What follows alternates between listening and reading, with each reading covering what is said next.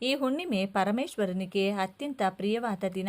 ಈ ದಿನ ಬೆಳಗ್ಗೆ ಮತ್ತು ಸಂಜೆ ಸ್ನಾನ ಮಾಡುವ ನೀರಿನಲ್ಲಿ ಇದನ್ನು ಬೆರೆಸಿ ಸ್ನಾನ ಮಾಡಿದರೆ ಸಾಕು, ಅಪ್ರತಿಮ ರಾಜಯೋಗ ಪ್ರಾಪ್ತಿಯಾಗುತ್ತದೆ.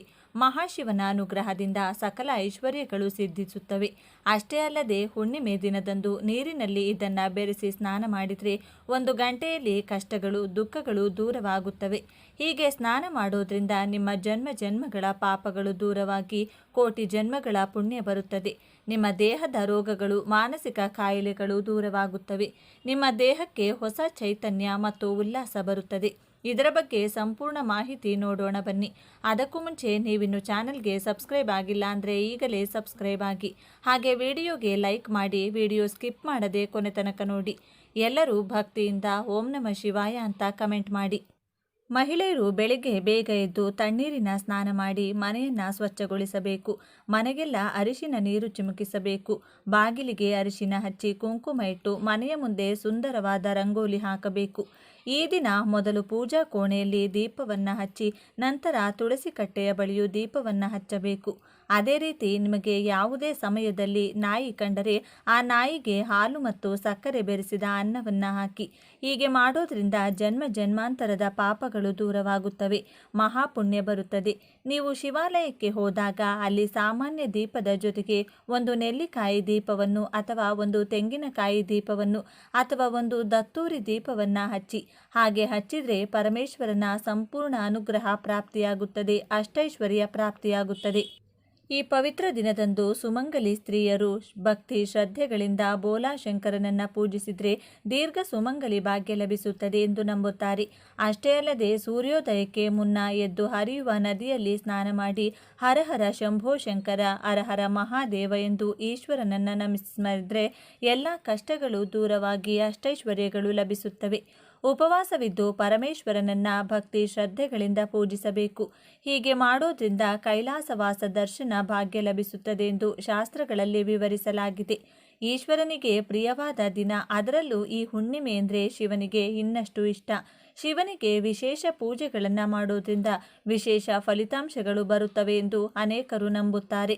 ಬೆಳಗ್ಗೆ ಬೇಗ ಎದ್ದು ಸ್ನಾನ ಮಾಡಿ ಮನೆಯಲ್ಲಿ ಮತ್ತು ತುಳಸಿ ಕಟ್ಟೆಯ ಬಳಿ ದೀಪಗಳನ್ನು ಹಚ್ಚಬೇಕು.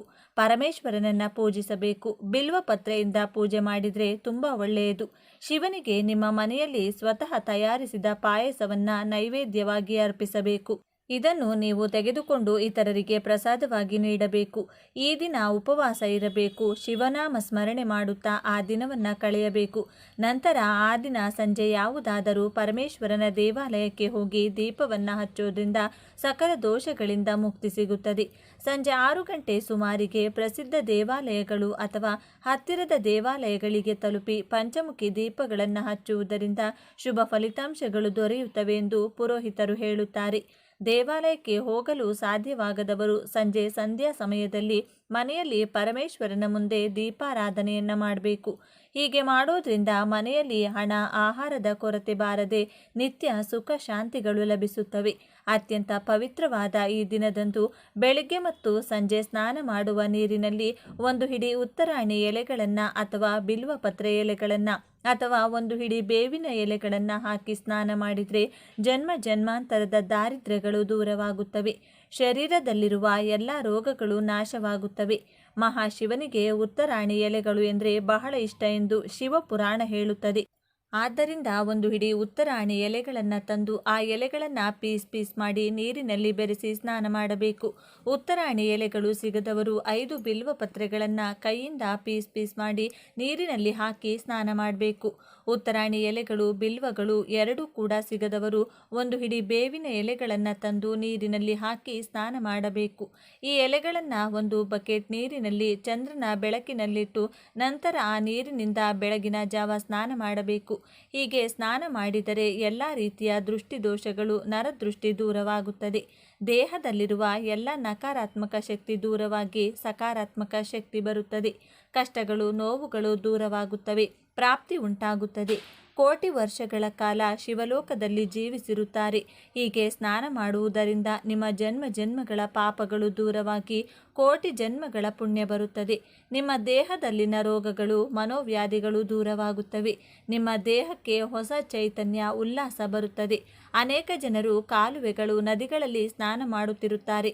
ಅಂಥವರು ಈ ಎಲೆಗಳನ್ನು ಸ್ವಲ್ಪ ಪುಡಿ ಮಾಡಿ ದೇಹಕ್ಕೆ ಹಚ್ಚಿಕೊಂಡು ಕಾಲುವೆಯಲ್ಲಿ ಸ್ನಾನ ಮಾಡಿದರೆ ತುಂಬ ಒಳ್ಳೆಯದು. ಹೀಗೆ ಮಾಡಿದರೆ ನಿಮ್ಮ ದೇಹದಿಂದ ಕೊಳೆ ಹೋಗಿ ನಿಮ್ಮ ದೇಹಕ್ಕೆ ವಜ್ರದಂತಹ ತೇಜಸ್ಸು ಬರುತ್ತದೆ. ಯಾವುದನ್ನಾದರೂ ಸಾಧಿಸುವ ಶಕ್ತಿ ಬರುತ್ತದೆ. ಆದ್ದರಿಂದ ಎಲ್ಲರೂ ಈ ರೀತಿ ಸ್ನಾನ ಮಾಡಿ ಶುಭಗಳನ್ನು ಪಡೆಯಿರಿ. ದೇವರು ಶಿವ ಬೋಲಾಶಂಕರನಿಗೆ ಅಭಿಷೇಕ ಮಾಡಿಸುವುದರಿಂದ ಪರಿಪೂರ್ಣ ಜ್ಞಾನ ಮತ್ತು ದೈವಾನುಗ್ರಹವನ್ನು ಪಡೆಯಬಹುದು ಎಂದು ಪುರಾಣಗಳು ಹೇಳುತ್ತವೆ. ಅಭಿಷೇಕದ ಸಮಯದಲ್ಲಿ ದೈವ ವಿಗ್ರಹಗಳಿಂದ ಅತ್ಯಂತ ಅಮೂಲ್ಯವಾದ ಶಕ್ತಿಗಳು ಹೊರಹೊಮ್ಮುತ್ತವೆ. ಅಭಿಷೇಕಗಳೆಂದರೆ ದೇವತೆಗಳು ಪ್ರೀತಿ ಮಾಡುತ್ತಾರೆ. ಅಭಿಷೇಕ ಪ್ರಿಯ ಶಿವ. ಆದ್ದರಿಂದ ಶಿವನಿಗೆ ಅಭಿಷೇಕ ಮಾಡಿಸೋದ್ರಿಂದ ವಿಶೇಷ ಫಲಿತಾಂಶಗಳನ್ನು ಪಡೆಯಬಹುದು. ಸಾಮಾನ್ಯವಾಗಿ ಶಿವನನ್ನ ನೀರು ಅಥವಾ ಹಾಲಿನಿಂದ ಅಭಿಷೇಕ ಮಾಡ್ತಾರೆ. ದ್ರವ್ಯದಿಂದ ಅಭಿಷೇಕ ಮಾಡಿದರೂ ಫಲಿತಾಂಶ ಒಂದೇ ಆಗಿರುತ್ತದೆ ಎಂದು ಭಾವಿಸುತ್ತಾರೆ. ಆದರೆ ಮಹರ್ಷಿಗಳು ಆಯ್ಕೆ ಮಾಡಿದ ಪ್ರತಿಯೊಂದು ದ್ರವ್ಯದಿಂದ ಅಭಿಷೇಕ ಮಾಡೋದ್ರಿಂದ ಒಂದೊಂದು ಫಲಿತಾಂಶ ಸಿಗುತ್ತದೆ ಎಂದು ಹೇಳಲಾಗುತ್ತದೆ. ಶಿವನಿಗೆ ಕೆಲವು ಪದಾರ್ಥಗಳಿಂದ ಅಭಿಷೇಕ ಮಾಡಿಸಿದರೆ ನಿಮ್ಮ ಆಸೆಗಳು ಈಡೇರುತ್ತವೆ. ಮೊದಲಿಗೆ ಅರಿಶಿನ ಪುಡಿಯಿಂದ ಶಿವನಿಗೆ ಅಭಿಷೇಕ ಮಾಡಿಸಿದರೆ ಸರ್ಕಾರಿ ಅಧಿಕಾರಿಗಳಿಂದ ಸಕಾರಾತ್ಮಕ ಪ್ರತಿಕ್ರಿಯೆ ಸಿಗುತ್ತದೆ. ದೈವಾನುಗ್ರಹ ಸಿಗುತ್ತದೆ. ದೋಷಗಳು ನಿವಾರಣೆಯಾಗುತ್ತವೆ. ಅಕ್ಕಿ ಹಿಟ್ಟಿನಿಂದ ಅಭಿಷೇಕ ಮಾಡಿಸಿದರೆ ಸಾಲಬಾಧೆಗಳು ನಿವಾರಣೆಯಾಗುತ್ತವೆ. ಪಂಚಾಮೃತದಿಂದ ಶಿವನಿಗೆ ಅಭಿಷೇಕ ಮಾಡಿಸೋದ್ರಿಂದ ಅಷ್ಟೈಶ್ವರ್ಯಗಳು ಪ್ರಾಪ್ತವಾಗುತ್ತವೆ. ತುಪ್ಪದಿಂದ ಶಿವಾಭಿಷೇಕ ಮಾಡಿದರೆ ಮೋಕ್ಷ ಸಿಗುತ್ತದೆ. ಹಾಲಿನಿಂದ ಪರಮೇಶ್ವರನಿಗೆ ಅಭಿಷೇಕ ಮಾಡಿಸಿದರೆ ಆಯುಷ್ಯ ಹೆಚ್ಚಾಗುತ್ತದೆ. ಮೊಸರಿನಿಂದ ಶಿವಾಭಿಷೇಕ ಮಾಡೋದ್ರಿಂದ ಸಂತಾನ ಪ್ರಾಪ್ತಿಯಾಗುತ್ತದೆ. ಹಣ್ಣಿನ ರಸದಿಂದ ಶಿವಾಭಿಷೇಕ ಮಾಡಿದರೆ ಆರೋಗ್ಯ ಸಿಗುತ್ತದೆ. ಅನಾರೋಗ್ಯಗಳು ಮಾಯವಾಗುತ್ತವೆ. ಕಬ್ಬಿನ ರಸದಿಂದ ಶಿವಾಭಿಷೇಕ ಮಾಡಿಸಿದರೆ ಆಯುಷ್ಯದ ಜೊತೆಗೆ ಸಂಪೂರ್ಣ ಆರೋಗ್ಯ ಲಭಿಸುತ್ತದೆ. ನಿಂಬೆ ರಸದಿಂದ ಶಿವಾಭಿಷೇಕ ಮಾಡಿದರೆ ಶತ್ರು ಭಯ ಇರುವುದಿಲ್ಲ. ತೆಂಗಿನ ನೀರಿನಿಂದ ಶಿವಾಭಿಷೇಕ ಮಾಡಿದರೆ ಉನ್ನತ ಪದವಿಗಳು, ಸ್ಥಾನಮಾನ, ಗೌರವ, ಕೀರ್ತಿ ಲಭಿಸುತ್ತದೆ. ನೆಲ್ಲಿಕಾಯಿ ಪುಡಿಯಿಂದ ಶಿವಾಭಿಷೇಕ ಮಾಡಿಸಿದರೆ ರೋಗಗಳು ಮಾಯವಾಗುತ್ತವೆ. ಪನ್ನೀರಿನಿಂದ ಶಿವಾಭಿಷೇಕ ಮಾಡಿಸಿದರೆ ಸಂತೋಷದ ಜೀವನ ಪ್ರಾಪ್ತಿಯಾಗುತ್ತದೆ. ಚಂದನದಿಂದ ಶಿವಾಭಿಷೇಕ ಮಾಡೋದ್ರಿಂದ ಕೀರ್ತಿ ಪ್ರತಿಷ್ಠೆಗಳು ಹೆಚ್ಚುತ್ತವೆ. ನೀರಿನಿಂದ ಶಿವಾಭಿಷೇಕ ಮಾಡಿದರೆ ಕಳೆದು ಹೋದ ದ್ರವ್ಯವನ್ನು ಮತ್ತೆ ಪಡೆಯಬಹುದು. ಮೊಸರಿನಿಂದ ಅಭಿಷೇಕ ಮಾಡಿದರೆ ಬಲ, ಆರೋಗ್ಯ ಲಭಿಸುತ್ತದೆ. ಮಹಾಪಾಪಗಳು ನಾಶವಾಗುತ್ತವೆ. ಅದೇ ರೀತಿ ಅನ್ನಾಭಿಷೇಕದಿಂದ ಯಾವುದೇ ತೊಂದರೆಗಳಿರುವುದಿಲ್ಲ.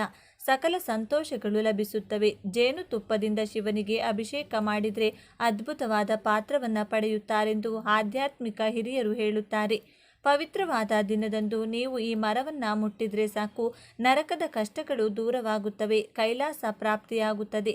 1000 ವರ್ಷಗಳ ಕಾಲ ಶಿವಲೋಕದಲ್ಲಿ ಜೀವಿಸುತ್ತೀರಿ. ಲಾಭವಾಗುತ್ತದೆ. ಕೋಟಿ ಮಳೆ ಸುರಿಯುತ್ತದೆ ಎಂದು ಶಾಸ್ತ್ರಗಳು ಹೇಳುತ್ತವೆ. ಈ ದಿನ ಬಿಲ್ವಪತ್ರೆಯ ಮರವನ್ನು ಸ್ಪರ್ಶಿಸಿದರೆ ಸಾಕು, ಶಿವಾನುಗ್ರಹ ಉಂಟಾಗುತ್ತದೆ. ಎಲ್ಲ ಕಷ್ಟಗಳು ದೂರವಾಗಿ ನಮ್ಮ ಜೀವನ ಅದ್ಭುತವಾಗಿ ಬದಲಾಗುತ್ತದೆ. ಏಕೆಂದರೆ ಈ ದಿನ ಬಿಲ್ವಪತ್ರೆ ಮರವನ್ನು ಸ್ಪರ್ಶಿಸಿದರೆ ದೇಹದಲ್ಲಿನ ದೋಷಗಳು, ರೋಗಗಳು, ನಕಾರಾತ್ಮಕ ಶಕ್ತಿಗಳು ದೂರವಾಗುತ್ತವೆ. ನಿಮಗೆ ಅಚಲವಾದ ರಾಜಯೋಗ ಪ್ರಾಪ್ತಿಯಾಗುತ್ತದೆ. ನಿಮ್ಮಲ್ಲಿರುವ ಸಮಸ್ಯೆಗಳು, ಕಷ್ಟಗಳು ದೂರವಾಗುತ್ತವೆ. ಆದ್ದರಿಂದ ನಿಮಗೆ ಎಲ್ಲಿ ಬಿಲ್ವಪತ್ರೆ ಮರ ಕಂಡರೂ ಆ ಮರಕ್ಕೆ ಹೇಳಿ ಸ್ವಲ್ಪ ನೀರು ಹಾಕಿ, ನಂತರ ಬಿಲ್ವಪತ್ರೆ ಮರದ ಸುತ್ತಲೂ 3 ಪ್ರದಕ್ಷಿಣೆ ಮಾಡಿ, ನಂತರ ಬಿಲ್ವಪತ್ರೆ ಮರವನ್ನು 11 ಬಾರಿ ಸ್ಪರ್ಶಿಸಿ. ಹಾಗೆ ಸ್ಪರ್ಶಿಸುವಾಗ ನಿಮ್ಮ ಮನಸ್ಸಿನಲ್ಲಿರುವ ಆಸೆಯನ್ನು ಹೇಳಿಕೊಳ್ಳಿ. ಹಾಗೆ ಹೇಳ್ಕೊಳ್ಳೋದ್ರಿಂದ ನಿಮ್ಮ ಆಸೆ ಬೇಗನೆ ಈಡೇರುತ್ತದೆ. ಹೀಗೆ ಬಿಲ್ವಪತ್ರೆ ಮರವನ್ನು ಸ್ಪರ್ಶಿಸಿದ ನಂತರ ಆ ಮರದ ಕೆಳಗೆ ಒಂದು ಮಣ್ಣಿನ ದೀಪವನ್ನು ಹಸುವಿನ ತುಪ್ಪ ಅಥವಾ ಎಳ್ಳೆಣ್ಣೆ ಹಾಕಿ 3 ಬತ್ತಿಗಳನ್ನು ಹಾಕಿ ಒಂದು ದೀಪವನ್ನು ಹಚ್ಚಿ, ನಂತರ ಸ್ವಲ್ಪ ಸಮಯ ಬಿಲ್ವಪತ್ರೆ ಮರದ ಬಳಿ ಕುಳಿತುಕೊಳ್ಳಿ. ಬಿಲ್ವಪತ್ರೆ ಮರದಿಂದ ಬರುವ ಗಾಳಿಯನ್ನು ಉಸಿರಾಡಿ. ಹಾಗೆ ಉಸಿರಾಡುವುದರಿಂದ ನಿಮಗೇನಾದರೂ ರೋಗಗಳು, ನೋವುಗಳಿದ್ರೆ ದೂರವಾಗುತ್ತದೆ. ಇದನ್ನೆಲ್ಲ ಮಾಡುವ ಸಮಯವಿಲ್ಲ ಎಂದು ಭಾವಿಸುವವರು ಬಿಲ್ವಪತ್ರೆಯ ಮರವನ್ನು ಸ್ಪರ್ಶಿಸಿದರೆ ಸಾಕು. ಅದರಲ್ಲಿರುವ ಅದ್ಭುತ ಶಕ್ತಿಗಳು ನಿಮ್ಮ ದೇಹವನ್ನು ಪ್ರವೇಶಿಸಿ ನಿಮ್ಮದಾಗುತ್ತದೆ. ಸಕಲ ದೇವತೆಗಳ ಅನುಗ್ರಹ ಲಭಿಸುತ್ತದೆ. ಪರಮೇಶ್ವರನ ಅನುಗ್ರಹ ಲಭಿಸುತ್ತದೆ. ಇವತ್ತಿನ ವಿಡಿಯೋವನ್ನು ಮುಗಿಸ್ತಿದ್ದೇನೆ. ಎಲ್ಲರಿಗೂ ಶುಭವಾಗಲಿ. ಈ ವಿಚಾರಗಳು ನಿಮಗೆ ಇಷ್ಟ ಆಗಿದೆ ಅಂತ ಭಾವಿಸ್ತಿದ್ದೇನೆ. ಇಷ್ಟ ಆಗಿದ್ರೆ ನಮ್ಮ ಚಾನಲ್ನ ತಪ್ಪದೇ ಸಬ್ಸ್ಕ್ರೈಬ್ ಮಾಡ್ಕೊಳ್ಳಿ. ಈ ವಿಡಿಯೋಗೆ ಒಂದು ಲೈಕ್ ಕೊಡೋದನ್ನು ಮರಿಬೇಡಿ. ಈ ವಿಡಿಯೋವನ್ನು ನಿಮ್ಮ ಫ್ರೆಂಡ್ಸ್ ಆ್ಯಂಡ್ ಫ್ಯಾಮಿಲಿ ಗ್ರೂಪಲ್ಲಿ ಹೆಚ್ಚು ಶೇರ್ ಮಾಡಿ. ಎಲ್ಲರೂ ಭಕ್ತಿಯಿಂದ ಓಂ ನಮಃ ಶಿವಾಯ ಅಂತ ಕಮೆಂಟ್ ಮಾಡಿ. ಇದು ಬಹಳ ವಿಶೇಷವಾಗಿದೆ. ಆದ್ದರಿಂದ ಇಷ್ಟು ಶಕ್ತಿಶಾಲಿ ಹುಣ್ಣಿಮೆ ದಿನದಂದು ನೀವು ಈ ಮರದ ಬಳಿ ಈ ಚಿಕ್ಕ ಪರಿಹಾರ ಮಾಡಿದರೆ ಸಾಕು. 2 ನಿಮಿಷಗಳಲ್ಲಿ ನಿಮ್ಮ ಕಷ್ಟಗಳು ಮತ್ತು ದಾರಿದ್ರ್ಯಗಳು ದೂರವಾಗಿ ನಿಮಗೆ ಲಕ್ಷಗಳಲ್ಲ ಕೋಟಿಗಳಷ್ಟು ಸಂಪತ್ತು ಬರುತ್ತದೆ. ನಿಮ್ಮ ಪ್ರಯತ್ನವು ಚಿನ್ನವಾಗುತ್ತದೆ. ಈ ಪರಿಹಾರವು ಅಷ್ಟು ಶಕ್ತಿಶಾಲಿಯಾಗಿ ಕೆಲಸ ಮಾಡುತ್ತದೆ. ಈ ಪವಿತ್ರ ದಿನದಂದು ನೆಲ್ಲಿಕಾಯಿ ಮರದ ಬಳಿ ಮಾಡುವ ಈ ಅದ್ಭುತ ಪರಿಹಾರದಿಂದ ನಮ್ಮ ಮನೆಯಲ್ಲಿ ಸಂಗ್ರಹವಾಗಿರುವ ಬಡತನ, ಕಷ್ಟಗಳು, ನಷ್ಟಗಳು, ರೋಗಗಳು ಕೇವಲ 2 ನಿಮಿಷಗಳಲ್ಲಿ ಮಂಜುಗಡ್ಡೆಯಂತೆ ಕರಗಿ ಹೋಗಿ ಲಕ್ಷ್ಮೀದೇವಿ ನಮ್ಮ ಮನೆಯಲ್ಲಿ ಶಾಶ್ವತವಾಗಿ ನೆಲೆಸುತ್ತಾಳೆ. ಅದರ ನಂತರ ನೀವು ಕೈ ಹಾಕಿದ ಯಾವುದೇ ಕೆಲಸವೂ ಚಿನ್ನವಾಗುತ್ತದೆ. ಈ ಪರಿಹಾರವನ್ನು ಸಾಕ್ಷಾತ್ ಲಕ್ಷ್ಮೀನಾರಾಯಣರಿಗೆ ಅತ್ಯಂತ ಪ್ರಿಯವಾದ ನೆಲ್ಲಿಕಾಯಿ ಮರದ ಬಳಿ ಮಾಡುತ್ತಿರುವುದರಿಂದ 100ಕ್ಕೆ 100ರಷ್ಟು ಫಲಿತಾಂಶಗಳು ಬರುತ್ತವೆ. ಕಷ್ಟಗಳು ದೂರವಾಗುತ್ತವೆ, ಹಣದ ಸಮಸ್ಯೆಗಳು ದೂರವಾಗುತ್ತವೆ, ಹಣದ ಹರಿದು ಬರುತ್ತದೆ, ನಿಮ್ಮ ಆದಾಯ ಹೆಚ್ಚಾಗುತ್ತದೆ. ಇಷ್ಟಕ್ಕೂ ಈ ದಿನ ನೆಲ್ಲಿಕಾಯಿ ಮರದ ಬಳಿ ಏನು ಮಾಡಬೇಕು ಎಂಬುದನ್ನು ಈಗ ನಾವು ಈ ವಿಡಿಯೋದಲ್ಲಿ ವಿವರವಾಗಿ ತಿಳಿದುಕೊಳ್ಳೋಣ. ಸ್ನೇಹಿತರೆ, ಕಮೆಂಟ್ ಬಾಕ್ಸ್ನಲ್ಲಿ ಜೈ ಶ್ರೀಮನ್ನಾರಾಯಣ ಎಂದು ಕಮೆಂಟ್ ಮಾಡಿ. ಅಲ್ಲದೆ ಈ ವಿಡಿಯೋಗೆ ಒಂದು ಲೈಕ್ ಕೊಟ್ಟು ಚಾನಲ್ನ ಸಬ್ಸ್ಕ್ರೈಬ್ ಮಾಡಿಕೊಂಡು ನಮಗೆ ಬೆಂಬಲ ನೀಡಿ. ಪ್ರಿಯ ಸ್ನೇಹಿತರೆ, ನೆಲ್ಲಿಕಾಯಿ ಮರವು ಬಹಳ ಶ್ರೇಷ್ಠವಾದ ಮರ. ನೆಲ್ಲಿಕಾಯಿ ಮರವನ್ನು ಸಂಸ್ಕೃತದಲ್ಲಿ ಧಾತ್ರಿ ಎಂದು ಕರೆಯುತ್ತಾರೆ. ಅಂದರೆ ತಾಯಿಯಂತೆ ಪೋಷಿಸುವವಳು ಎಂದು ಅರ್ಥ. ಈ ಮರವು ಸಾಕ್ಷಾತ್ ಶ್ರೀ ಮಹಾವಿಷ್ಣುವಿನ ಸ್ವರೂಪ. ಅಷ್ಟೇ ಅಲ್ಲದೆ ನೆಲ್ಲಿಕಾಯಿ ಮರದಲ್ಲಿ ಶ್ರೀ ಮಹಾಲಕ್ಷ್ಮಿ ಕೂಡ ನೆಲೆಸಿದ್ದಾಳೆಂದು ಪಂಡಿತರು ಹೇಳುತ್ತಾರೆ. ಈ ಮರದ ಬುಡದಲ್ಲಿ ಬ್ರಹ್ಮ, ಮಧ್ಯದಲ್ಲಿ ವಿಷ್ಣು, ಮೇಲೆ ಶಿವ ನೆಲೆಸಿದ್ದಾರೆ ಎಂದು, ಅದಕ್ಕಾಗಿಯೇ ಇದನ್ನು ತ್ರಿಮೂರ್ತಿ ಸ್ವರೂಪವೆಂದು ಭಾವಿಸುತ್ತಾರೆ. ಈ ನೆಲ್ಲಿಕಾಯಿ ಗಿಡವನ್ನು ಮನೆಯ ಹಿತ್ತಲಿನಲ್ಲಿ ಬೆಳೆಸಿದರೆ ಆ ಮನೆಯಲ್ಲಿ ಯಾವುದೇ ವಾಸ್ತು ದೋಷಗಳಿದ್ದರೂ ನಿವಾರಣೆಯಾಗುತ್ತದೆ ಎಂದು ವಾಸ್ತುಶಾಸ್ತ್ರ ಹೇಳುತ್ತದೆ. ಆ ಮರಗಳು ಯಾವಾಗಲೂ ಸಕಾರಾತ್ಮಕ ಶಕ್ತಿಯನ್ನು ಹರಿಸುತ್ತವೆ ಮತ್ತು ನಕಾರಾತ್ಮಕ ಶಕ್ತಿಗಳು ಹತ್ತಿರ ಸುಳಿಯುವುದಿಲ್ಲ ಎಂಬ ನಂಬಿಕೆ ಇದೆ. ನೆಲ್ಲಿಕಾಯಿ ಮರದ ನೆರಳು ಸೋಕಿದ್ರೆ ಸಾಕು, ನಮ್ಮಲ್ಲಿರುವ ಅನೇಕ ಪಾಪಗಳು ನಾಶವಾಗುತ್ತವೆ. ನೆಲ್ಲಿಕಾಯಿ ಮರ ಯಾರ ಮನೆಯ ಹತ್ತಿರ ಇರುತ್ತದೆಯೋ ಆ ಮನೆಗೆ ದೃಷ್ಟಿ ಕೂಡ ತಗುಲುವುದಿಲ್ಲ. ಅಷ್ಟು ಶಕ್ತಿಶಾಲಿ ಈ ನೆಲ್ಲಿಕಾಯಿ ಮರ. ಇನ್ನು ಈ ದಿನದಂದು ಬೆಳಿಗ್ಗೆ ಎದ್ದು ಸ್ನಾನ ಮಾಡಬೇಕು. ಆದರೆ ಸಾಮಾನ್ಯವಾಗಿ ಸ್ನಾನ ಮಾಡುವುದಲ್ಲ, ಸ್ನಾನ ಮಾಡುವ ನೀರಿನಿಂದ ಸ್ನಾನ ಮಾಡಿದರೆ ಗಂಗಾ ನದಿಯಲ್ಲಿ ಸ್ನಾನ ಮಾಡಿದಷ್ಟು ಪುಣ್ಯ ಸಿಗುತ್ತದೆ ಎಂದು ಪುರಾಣಗಳು ಹೇಳುತ್ತವೆ. ನಮ್ಮ ದೇಹಕ್ಕೆ ಅಂಟಿಕೊಂಡಿರುವ ಎಲ್ಲ ದೋಷಗಳು, ಪಾಪಗಳು ಆ ನೀರಿನೊಂದಿಗೆ ಕೊಚ್ಚಿ ಹೋಗುತ್ತವೆ. ಸ್ನಾನ ಮಾಡಿದ ನಂತರ ತೊಳೆದ ಶುಭ್ರವಾದ ಬಟ್ಟೆಗಳನ್ನು ಧರಿಸಬೇಕು. ಮುಖ್ಯವಾಗಿ ಈ ದಿನದಂದು ಹಳದಿ ಬಣ್ಣದ ಬಟ್ಟೆಗಳನ್ನು ಧರಿಸಿದರೆ ಲಕ್ಷ್ಮೀನಾರಾಯಣರ ಅನುಗ್ರಹ ಸಿಗುತ್ತದೆ. ಆದ್ದರಿಂದ ಈ ದಿನದಂದು ಎಲ್ಲರೂ ಈ ರೀತಿ ಸ್ನಾನ ಮಾಡಿ ಈ ಬಣ್ಣದ ಬಟ್ಟೆಗಳನ್ನು ಧರಿಸಿದ ನಂತರ ಪೂಜೆ ಮಾಡಿ. ಅದೇ ರೀತಿ ಈ ದಿನದಂದು ನೆಲ್ಲಿಕಾಯಿ ಮರದ ಬುಡದಲ್ಲಿ ನೆಲ್ಲಿಕಾಯಿ ದೀಪವನ್ನು ಹಚ್ಚಿದರೆ ಕಷ್ಟಗಳು ದೂರವಾಗುತ್ತವೆ.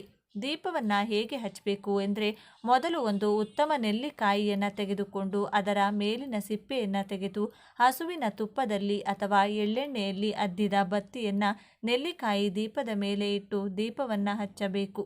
ನಂತರ ಆ ದೀಪದ ಬೆಳಕಿನಲ್ಲಿ ಧಾತ್ರಿ ನಾರಾಯಣಿ ಅಂದರೆ ನೆಲ್ಲಿಕಾಯಿ ರೂಪದಲ್ಲಿರುವ ವಿಷ್ಣುವನ್ನು ಪೂಜಿಸುತ್ತಾ, ಆ ಧಾತ್ರಿ ದೇವಿ ಓಂ ಲಕ್ಷ್ಮೀನಾರಾಯಣ, ನಮ್ಮ ಕಷ್ಟಗಳು ಈ ದೀಪದ ಕಾಂತಿಯಿಂದ ದೂರವಾಗಲಿ, ನಮ್ಮ ಮನೆಯಲ್ಲಿರುವ ದಾರಿದ್ರ್ಯ ಮುಗಿಯಬೇಕು, ನಮಗೆ ಅಷ್ಟೈಶ್ವರ್ಯಗಳನ್ನು ಪ್ರಸಾದಿಸು ತಂದೆ ಎಂದು ಮನಸ್ಸಿನಲ್ಲೇ ಪ್ರಾರ್ಥಿಸಿಕೊಳ್ಬೇಕು.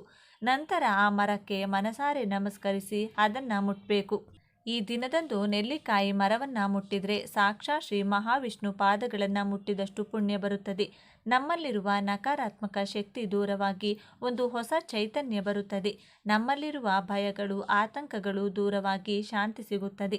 ಆದ್ದರಿಂದ ಸರಿಯಾಗಿ ಎಲ್ಲರೂ ಈ ದಿನ ನೆಲ್ಲಿಕಾಯಿ ಮರದ ಹತ್ತಿರ ಒಂದು ನೆಲ್ಲಿಕಾಯಿ ದೀಪವನ್ನು ಇಡಿ. ನೆಲ್ಲಿಕಾಯಿ ಮರದ ಹತ್ತಿರದಲ್ಲಿ ಇಲ್ಲದಿದ್ದರೆ ದೇವಸ್ಥಾನದಲ್ಲಿ ಅಥವಾ ಮನೆಯಲ್ಲಿ ಈ ನೆಲ್ಲಿಕಾಯಿ ದೀಪವನ್ನು ಹಚ್ಚಬಹುದು. ಈಗ ಅತ್ಯಂತ ಶಕ್ತಿಶಾಲಿ ಪರಿಹಾರದ ಬಗ್ಗೆ ತಿಳಿದುಕೊಳ್ಳೋಣ. ಈ ಪರಿಹಾರದಿಂದ ನಿಮ್ಮ ಮನೆಯಲ್ಲಿ ತುಂಬಿರುವ ದಾರಿದ್ರ್ಯ ದೇವತೆಯನ್ನ ಹೊರಹಾಕಿ ಲಕ್ಷ್ಮೀ ದೇವಿಗೆ ಸ್ವಾಗತ ಕೋರಲಿದ್ದೇವೆ. ತಲೆಮಾರುಗಳಿಂದ ನಮ್ಮನ್ನ ಕಾಡುತ್ತಿರುವ ದಾರಿದ್ರ್ಯವನ್ನ, ನಮ್ಮ ಮನೆಯಲ್ಲಿ ಗೂಡು ಕಟ್ಟಿಕೊಂಡಿರುವ ನಕಾರಾತ್ಮಕ ಶಕ್ತಿಗಳು, ನಮ್ಮ ಬರವಣಿಗೆಯನ್ನ ತಡೆಯುತ್ತಿರುವ ಕಣ್ಣಿಗೆ ಕಾಣದ ಶತ್ರುಗಳನ್ನ ಓಡಿಸಿ ಸಾಕ್ಷಾತ್ ಆ ಶ್ರೀ ಮಹಾವಿಷ್ಣುವನ್ನ ನಮ್ಮ ಮನೆಗೆ ಆಹ್ವಾನಿಸಿ ಸಿರಿ ಸಂಪತ್ತುಗಳಿಂದ ನಮ್ಮ ಜೀವನವನ್ನ ತುಂಬಿಸುವ ಅದ್ಭುತ ಪರಿಹಾರವಿದು. ಇದಕ್ಕಾಗಿ ನಾವು ಬೆಟ್ಟಗಳನ್ನು ಪುಡಿ ಮಾಡುವ ಅಗತ್ಯವಿಲ್ಲ, ಸಾವಿರ ಖರ್ಚು ಮಾಡುವ ಅಗತ್ಯವಿಲ್ಲ. ನಮ್ಮ ಅಡುಗೆ ಮನೆಯಲ್ಲಿ, ನಮ್ಮ ಹಿತ್ತಲಲ್ಲಿ ಸಿಗುವ ಅತ್ಯಂತ ಸಾಮಾನ್ಯ ವಸ್ತುಗಳಿಂದಲೇ ಈ ಮಹಾ ಅದ್ಭುತವನ್ನು ನಾವು ಸೃಷ್ಟಿಸಬಹುದು. ಈ ಪರಿಹಾರ ಎಷ್ಟು ಶಕ್ತಿಶಾಲಿ ಅಂದರೆ, ಇದನ್ನು ಮಾಡಿದ ಕೆಲವೇ ಗಂಟೆಗಳಲ್ಲಿ ಅದರ ಪ್ರಭಾವವನ್ನು ನೀವು ಸ್ವತಃ ಗಮನಿಸುತ್ತೀರಿ. ಮನೆಯ ವಾತಾವರಣ ಹಗುರವಾಗುವುದು, ಮನಸ್ಸು ಶಾಂತವಾಗುವುದು, ನಿಂತು ಹೋದ ಕೆಲಸಗಳು ಮುಂದುವರಿಯುವುದು ಮುಂತಾದ ಬದಲಾವಣೆಗಳು ತಕ್ಷಣವೇ ಗೋಚರಿಸುತ್ತವೆ. ಇನ್ನು ತಡವೇಕೆ? ಆ ಮಹಾ ಪರಿಹಾರ ಯಾವುದು ಮತ್ತು ಅದನ್ನು ಹೇಗೆ ಆಚರಿಸಬೇಕು ಎಂಬುದನ್ನು ವಿವರವಾಗಿ ತಿಳಿದುಕೊಳ್ಳೋಣ. ಮೊದಲಿಗೆ ಈ ಪರಿಹಾರವನ್ನು ಮಾಡಲು ನಮಗೆ ಒಂದು ಬಿಳಿ ಕಾಗದ ಅಥವಾ ಒಂದು ಸಣ್ಣ ಹೊಸ ಬಿಳಿ ಬಟ್ಟೆ ಬೇಕು. ಬಿಳಿ ಬಣ್ಣವು ಪವಿತ್ರತೆ ಮತ್ತು ಶುದ್ಧತೆಯ ಸಂಕೇತವಾಗಿದೆ, ಮನಸ್ಸಿನ ಉತ್ತಮ ಸಂಕಲ್ಪದ ಪ್ರತೀಕ. ಈಗ ಆ ಬಿಳಿ ಕಾಗದ ಅಥವಾ ಬಟ್ಟೆಯ ಮೇಲೆ ನಾವು ಕೆಲವು ದಿವ್ಯ ವಸ್ತುಗಳನ್ನು ಇಡಲಿದ್ದೇವೆ. ಪ್ರತಿಯೊಂದು ವಸ್ತುವಿಗೂ ಒಂದು ವಿಶೇಷ ಶಕ್ತಿ, ಒಂದು ದೈವಿಕ ಗುಣವಿದೆ. ನಾವು ಅದರಲ್ಲಿ ಇಡಬೇಕಾದದ್ದು ಒಂದು ಚಮಚ ಕೊತ್ತಂಬರಿ. ಕೊತ್ತಂಬರಿಯನ್ನು ಸಂಸ್ಕೃತದಲ್ಲಿ ಧನಕ ಎಂದು ಕರೆಯುತ್ತಾರೆ. ಹೆಸರಿನಲ್ಲೇ ಧನವಿದೆ. ಇವು ಸಾಕ್ಷಾತ್ ಲಕ್ಷ್ಮೀ ದೇವಿ ಸ್ವರೂಪ. ಯಾವ ಮನೆಯಲ್ಲಿ ಧಾನ್ಯಗಳು ಸಮೃದ್ಧವಾಗಿರುತ್ತವೆಯೋ ಅಲ್ಲಿ ಹಣಕ್ಕೆ ಕೊರತೆ ಇರುವುದಿಲ್ಲ ಎಂದು ನಮ್ಮ ಹಿರಿಯರು ಹೇಳುತ್ತಿರುತ್ತಾರೆ. ಧಾನ್ಯಗಳು ಕೇವಲ ಜನರನ್ನು ಆಕರ್ಷಿಸುವುದಲ್ಲದೆ ಮನೆಯಲ್ಲಿರುವವರನ್ನು ಸಂತೋಷವಾಗಿಡುತ್ತವೆ, ಖರ್ಚುಗಳನ್ನು ಕಡಿಮೆ ಮಾಡಿ ಉಳಿತಾಯ ಹೆಚ್ಚಾಗುವಂತೆ ಮಾಡುತ್ತವೆ. ಆದ್ದರಿಂದ ಲಕ್ಷ್ಮೀ ಸ್ವರೂಪವಾದ ಆ ಧನಿಯವನ್ನು ಮನಸ್ಸಿನಲ್ಲಿ ಅಮ್ಮನವರನ್ನು ನೆನೆಯುತ್ತಾ ಆ ಕಾಗದದ ಮೇಲೆ ಹಾಕಿ, ಅದಾದ ನಂತರ ಎರಡು ಒಣಮೆಣಸಿನಕಾಯಿಗಳನ್ನು ತೆಗೆದುಕೊಳ್ಳಿ. ದೃಷ್ಟಿ ನರಘೋಷವನ್ನು, ಕೆಟ್ಟ ದೃಷ್ಟಿಯನ್ನು ಓಡಿಸುವಲ್ಲಿ ಅದ್ಭುತ ಶಕ್ತಿ ಇದೆ. ನಮ್ಮ ಯಶಸ್ಸನ್ನು ನೋಡಿ ಸಹಿಸದವರು ನಮ್ಮ ಮೇಲೆ ಬಿದ್ದರೆ ಅದನ್ನು ನರದೃಷ್ಟಿ ಎನ್ನುತ್ತಾರೆ. ಆ ದೃಷ್ಟಿ ತಾಗಿದರೆ ಆರೋಗ್ಯವಾಗಿರುವವರು ಅನಾರೋಗ್ಯಕ್ಕೆ ಒಳಗಾಗುತ್ತಾರೆ, ಲಾಭದಲ್ಲಿರುವ ವ್ಯಾಪಾರ ನಷ್ಟಕ್ಕೆ ಹೋಗುತ್ತದೆ. ಅಂತಹ ಭಯಾನಕ ದೃಷ್ಟಿದೋಷಗಳನ್ನು, ನಮ್ಮ ಮನೆಯ ಮೇಲಿರುವ ಕೆಟ್ಟ ಪ್ರಯೋಗಗಳನ್ನು ಈ ಒಣಮೆಣಸಿನಕಾಯಿಗಳು ತಮ್ಮ ಘಾಟಿನಿಂದ ಸುಟ್ಟು ಬೂದಿ ಮಾಡುತ್ತವೆ. ಅಂದರೆ 2 ಒಣಮೆಣಸಿನಕಾಯಿಗಳನ್ನು ತೆಗೆದುಕೊಂಡು ಅವುಗಳನ್ನು ಸಹ ಆ ಕಾಗದದ ಮೇಲೆ ಇಟ್ಟಿದ್ದೆ. ಈಗ ನಾವು ಸೇರಿಸಬೇಕಾದ 3ನೇ ವಸ್ತು ಉಪ್ಪು. ಸಮುದ್ರ ಮಂಥನದಿಂದ ಹುಟ್ಟಿದ ಉಪ್ಪು ಸಮುದ್ರದ ಮಗಳಾದ ಲಕ್ಷ್ಮೀದೇವಿಗೆ ಪ್ರಿಯವಾದದ್ದು. ಅಷ್ಟೇ ಅಲ್ಲ, ಉಪ್ಪಿಗೆ ಇರುವಷ್ಟು ನಕಾರಾತ್ಮಕ ಶಕ್ತಿಯನ್ನು ಹೀರಿಕೊಳ್ಳುವ ಗುಣ ಬೇರೆ ಯಾವುದೇ ವಸ್ತುವಿಗಿಲ್ಲ. ಮನೆಯಲ್ಲಿ ಆಗಾಗ ಜಗಳಗಳು ನಡೆಯುತ್ತಿದ್ರೆ, ಗಂಡ ಹೆಂಡತಿಯರ ನಡುವೆ ಸಾಮರಸ್ಯ ಇಲ್ಲದಿದ್ದರೆ, ಮಕ್ಕಳು ಮಾತು ಕೇಳದಿದ್ದರೆ ಅದಕ್ಕೆ ಕಾರಣ ಮನೆಯಲ್ಲಿ ಸಂಗ್ರಹವಾಗಿರುವ ನಕಾರಾತ್ಮಕ ಶಕ್ತಿ. ಆ ಶಕ್ತಿಯನ್ನು ಈ ಉಪ್ಪು ತನ್ನೊಳಗೆ ಹೀರಿಕೊಂಡು ವಾತಾವರಣವನ್ನು ಶುದ್ಧಗೊಳಿಸುತ್ತದೆ. ನಂತರ ನಾವು ಹಾಕಬೇಕಾದದ್ದು ಚಿಟಿಕೆ ಕುಂಕುಮ. ಕುಂಕುಮವಿಲ್ಲದ ಹಿಂದೂ ಸಂಪ್ರದಾಯವನ್ನು ಊಹಿಸಿಕೊಳ್ಳಲು ಸಾಧ್ಯವಿಲ್ಲ. ಕುಂಕುಮ ಸೌಭಾಗ್ಯಕ್ಕೆ, ಶುಭಕ್ಕೆ, ವಿಜಯಕ್ಕೆ ಸಂಕೇತ. ಇದು ಮಂಗಳಕರ ವಾತಾವರಣವನ್ನು ಸೃಷ್ಟಿಸುತ್ತದೆ. ಮನೆಯಲ್ಲಿ ಶುಭ ಕಾರ್ಯಗಳು ನಡೆಯಬೇಕೆಂದರೆ, ಮದುವೆಯಾಗದವರಿಗೆ ಮದುವೆಯಾಗಬೇಕೆಂದರೆ, ಮಕ್ಕಳಾಗಬೇಕೆಂದರೆ ಕುಂಕುಮದಿಂದ ಮಾಡುವ ಪೂಜೆಗಳಿಗೆ ವಿಶೇಷ ಫಲವಿರುತ್ತದೆ. ಆ ಶುಭಪ್ರದವಾದ ಕುಂಕುಮವನ್ನು ಕೂಡ ಆ ಪೇಪರ್ನಲ್ಲಿ ಹಾಕಿ. ಈಗ ಇವುಗಳ ಮೇಲೆ ಜೀರಿಗೆಯನ್ನು ಕೂಡ ಹಾಕಿ. ಜೀರಾ ಎಂದರೆ ದೇಹವನ್ನು ತಂಪು ಮಾಡುವಂಥದ್ದು ಎಂದು ಅರ್ಥ. ಆರೋಗ್ಯದ ದೃಷ್ಟಿಯಿಂದ ಮಾತ್ರವಲ್ಲ, ಆಧ್ಯಾತ್ಮಿಕವಾಗಿಯೂ ಜೀರಿಗೆ ನಮ್ಮನ್ನು ಶಾಂತಗೊಳಿಸುತ್ತದೆ. ನಮ್ಮೊಳಗಿನ ಆತಂಕವನ್ನು, ಭಯವನ್ನು, ಕೆಲಸದ ಮೇಲಿನ ಅಪನಂಬಿಕೆಯನ್ನು ಹೋಗಲಾಡಿಸಿ ಮನಸ್ಸಿಗೆ ಸ್ಥಿರತೆಯನ್ನು ನೀಡುವ ಕೆಲಸದಲ್ಲಿ ಯಶಸ್ಸನ್ನು ನೀಡುತ್ತದೆ. ಮುಖ್ಯವಾಗಿ ನಮಗೆ ಬರಬೇಕಾದ ಹಣ ಎಲ್ಲಾದರೂ ನಿಂತು ಹೋಗಿದ್ರೆ ಅದಕ್ಕೆ ಸಂಬಂಧಿಸಿದ ಅಡೆತಡೆಗಳನ್ನು ನಿವಾರಿಸುವ ಶಕ್ತಿ ಜೀರಿಗೆಗೆ ಇರುವುದರಿಂದ ಖಂಡಿತವಾಗಿಯೂ ಹಾಕಬೇಕು. ಕೊನೆಯದಾಗಿ ಈ ಪರಿಹಾರಕ್ಕೆ ಹಸಿರು ಕರ್ಪೂರ ಅಥವಾ ಸಾಮಾನ್ಯ ಕರ್ಪೂರವನ್ನು ಸಹ ಕಾಗದದಲ್ಲಿ ಹಾಕಬೇಕು. ಕರ್ಪೂರವನ್ನು ಬೆಳಗಿದಾಗ ಯಾವುದೇ ಅವಶೇಷವಿಲ್ಲದೆ ಗಾಳಿಯಲ್ಲಿ ಬೆರೆತು ಹೋಗುತ್ತದೆ. ಅದೇ ರೀತಿ ನಮ್ಮ ಪಾಪಗಳನ್ನು, ಕರ್ಮಗಳನ್ನು ಸಹ ಸಂಪೂರ್ಣವಾಗಿ ದಹಿಸುತ್ತದೆ. ಅದರ ಸುಗಂಧ ನಮ್ಮ ಮನೆಯಲ್ಲಿರುವ ಸೂಕ್ಷ್ಮ ಜೀವಿಗಳನ್ನು ನಾಶ ಮಾಡುವುದಲ್ಲದೆ ಕಣ್ಣಿಗೆ ಕಾಣದ ದುಷ್ಟಶಕ್ತಿಗಳನ್ನು, ಭೂತ ಪ್ರೇತ ಪಿಶಾಚಿಗಳನ್ನು ಓಡಿಸುತ್ತದೆ. ಮನೆಯಲ್ಲಿ ದೈವಿಕವಾದ ಸಕಾರಾತ್ಮಕ ವಾತಾವರಣವನ್ನು ಸೃಷ್ಟಿಸುತ್ತದೆ. ಆ ಕರ್ಪೂರದ ಪುಡಿಯನ್ನು ಸಹ ಈ ಮಿಶ್ರಣದಲ್ಲಿ ಸೇರಿಸಿ ಈಗ ಈ ದಿವ್ಯ ವಸ್ತುಗಳನ್ನು ಆ ಕಾಗದ ಅಥವಾ ಬಟ್ಟೆಯೊಂದಿಗೆ ಸೇರಿಸಿ ಒಂದು ಗಂಟು ಅಥವಾ ಸಣ್ಣ ಪಟ್ಟಣದಂತೆ ಗಟ್ಟಿಯಾಗಿ ಕಟ್ಟಿ ಅದಕ್ಕೆ ಹಳದಿ ದಾರ ಅಥವಾ ಕೆಂಪು ದಾರವನ್ನು ಸುತ್ತಿ ಗಂಟು ಹಾಕಿ. ಈಗ ಇರುವ ದಾರಿದ್ರ್ಯವನ್ನು ಓಡಿಸುವ ಅವಕಾಶ ಸಿದ್ಧವಾಗಿದೆ. ಈಗ ಈ ಗಂಟನ್ನು ನಿಮ್ಮ ಬಲಗೈಯಲ್ಲಿ ಗಟ್ಟಿಯಾಗಿ ಹಿಡಿದುಕೊಳ್ಳಿ. ನಿಮ್ಮ ಮನೆಯ ಪೂಜಾ ಕೋಣೆಯಿಂದ ಪ್ರಾರಂಭಿಸಿ, ನಂತರ ಹಾಲ್, ಅಡುಗೆ ಮನೆ, ಮಲಗುವ ಕೋಣೆಗಳು, ಮಕ್ಕಳು, ಕೊನೆಯದಾಗಿ ಬಾತ್ರೂಮ್ ಸ್ಟೋರ್ವರೆಗೆ ಪ್ರತಿ ಕೋಣೆಗೂ ಪ್ರತಿ ಮೂಲೆಯನ್ನು ತೆಗೆದುಕೊಂಡು ಕಿಟಕಿಗಳು, ಬಾಗಿಲುಗಳು, ಬೀರುಗಳ ಬಳಿಯೂ ತಿರುಗಿಸಿ. ಹೀಗೆ ತಿರುಗಿಸುತ್ತಿರುವಾಗ ನಿಮ್ಮ ಬಾಯಿಂದ ಹೇಳದಿದ್ದರೂ ಮನಸ್ಸಿನಲ್ಲಿ ಮಾತ್ರ ಬಹಳ ಬಲವಾಗಿ ಮತ್ತು ದೃಢ ಸಂಕಲ್ಪದಿಂದ ಹೀಗೆ ಅಂದುಕೊಳ್ಳಿ: ನಮ್ಮ ಮನೆಯನ್ನು ಆವರಿಸಿದ ಸಕಲ ದರಿದ್ರ ಶಕ್ತಿಗಳು, ನರಘೋಷ, ದೃಷ್ಟಿದೋಷ, ನನ್ನ ಕುಟುಂಬದ ಬೆಳವಣಿಗೆಯನ್ನು ನೋಡಿ ಅಸೂಯೆ ಪಡುವ ಶಕ್ತಿಗಳು, ಅನಾರೋಗ್ಯ, ಸಾಲದ ಬಾಧೆ, ನಿಮ್ಮೆಲ್ಲರ ಸಮಯ ಇಂದು ಈ ಕ್ರಿಯೆಯೊಂದಿಗೆ ಮುಗಿದಿದೆ. ಈ ದಿವ್ಯ ಮೂರ್ತಿಯೊಂದಿಗೆ ನೀವೆಲ್ಲರೂ ನಮ್ಮ ಮನೆ, ನಮ್ಮವರು, ನಮ್ಮ ಅಂಗಳವನ್ನು ಬಿಟ್ಟು ಶಾಶ್ವತವಾಗಿ ಹೋಗಿದ್ದೀರಿ. ಮತ್ತೆ ಹಿಂದಿರುಗಬೇಡಿ ಎಂದು ಪ್ರತಿ ಮೂಲೆಯಲ್ಲಿಯೂ ಬಲವಾಗಿ ಅಂದುಕೊಳ್ಳುತ್ತಾ ಹೇಳಿ. ನಿಮ್ಮ ಮನೆಯಲ್ಲಿ ವರ್ಷಗಳಿಂದ ಸಂಗ್ರಹವಾಗಿರುವ ಈ ಗುಂಪು ನಿಮ್ಮ ಮನೆಯಲ್ಲಿರುವ ನಕಾರಾತ್ಮಕ ಶಕ್ತಿಯನ್ನು ಸಂಪೂರ್ಣವಾಗಿ ಹೀರಿಕೊಂಡು ತನ್ನೊಳಗೆ ಆವಾಹನೆ ಮಾಡಿಕೊಳ್ಳುತ್ತಿದೆ ಎಂದು ಶಕ್ತಿಶಾಲಿಯಾಗಿ ಭಾವಿಸಬೇಕು. ಮನೆ ಸುತ್ತ ತಿರುಗಿದ ನಂತರ ಒಂದು ಕ್ಷಣವೂ ತಡ ಮಾಡಬೇಡಿ. ಆ ಗಂಟನ್ನು ಹಿಡಿದುಕೊಂಡು ನೇರವಾಗಿ ಮನೆಯ ಹೊರಗೆ ಬನ್ನಿ. ಹೊರಗೆ ಹೋಗುವಾಗ ಹಿಂತಿರುಗಿ ನೋಡಬೇಡಿ.